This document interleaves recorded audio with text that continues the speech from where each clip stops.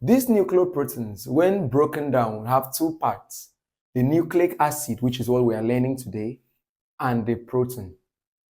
Usually, if I'm using chromatin as an example, the protein we have in the nuclear protein called chromatin is called histone, whereas the nucleic acid is usually DNA if I'm dealing with chromatin.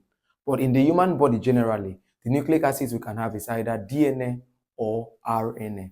What's the full meaning? RNA is ribonucleic acid. And of course, the name is given because of the particular type of sugar we have in it. In ribonucleic acid, the particular type of sugar we have is called ribose. But when you come to deoxyribonucleic acid, the particular type of sugar we have there is going to be deoxyribose. I hope we are together. So RNA is ribonucleic acid. The other one is deoxyribonucleic acid, and it's just based off the kind of sugar you have within them.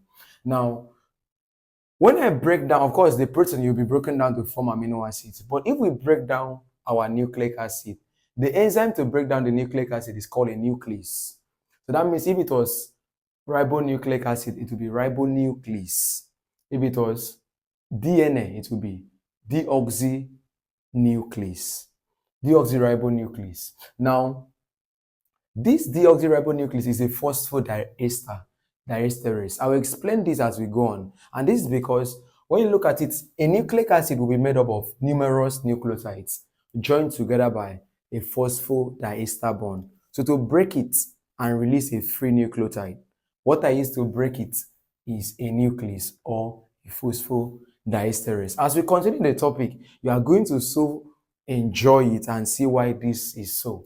Now, additionally, from my nucleotides, the nucleotides can either be AMP, that is adenosine monophosphate, GMP, CMP. GMP is guanosine monophosphate, cytidine monophosphate, and others like uridine monophosphate and even thymidine monophosphate.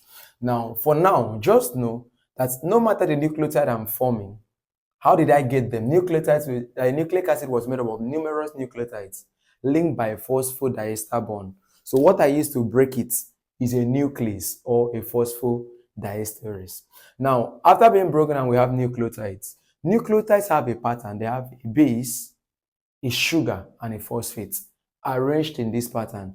So you always have the sugar moiety being in the center. You have a base attached to carbon 1 prime. Usually when we label the sugar, remember I told you the sugar can either be ribose or phosphate. I will explain this as I go on. When we label the sugar, we label them with prime. So what is a nucleotide? A nucleotide will be having a base attached to a sugar, and that sugar is still attached to what? A phosphate. Now we come back here and we have different types of nucleotides. So for me to break down a nucleotide, I can get rid of the phosphates. When I take out the phosphates from the nucleotide, what I will now have will be a nucleoside, having just base and sulfur and the sugar. And the enzyme for it is called nucleotidase. Nucleotidase, or a phosphatase. What is a phosphatase? A phosphatase is an enzyme that usually adds water to a compound and then bring out phosphates. So I add water to a compound aimed at moving phosphates. So when I add water to a nucleotide and I remove the phosphates, what I'm forming is a nucleoside. And the names can either be adenosine, guanosine, cytidine, what have you. Just mention their names. Then we now come to the nucleoside themselves have a sugar and a base. So what I use to split them will now be an enzyme called nucleosidase, or another name we can call them a nucleoside phosphorylase. For now, I'm not going into too much details about it.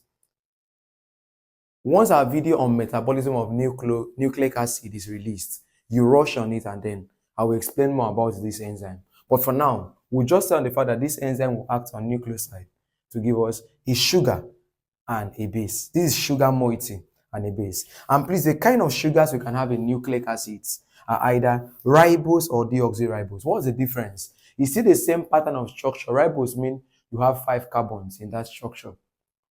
And then it forms the only difference is that for a ribose sugar, all carbons will be having OH. But a deoxyribose, usually on carbon 2, that carbon 2 will be deficient of oxygen. So that's why the name is called, in fact, the correct name will be deoxyribose. That means it is like ribose. The only difference is that on carbon 2, it is deficient of oxygen. So we call it deoxyribose. Then for my nitrogenous bases, they can either be purines or pyrimidines.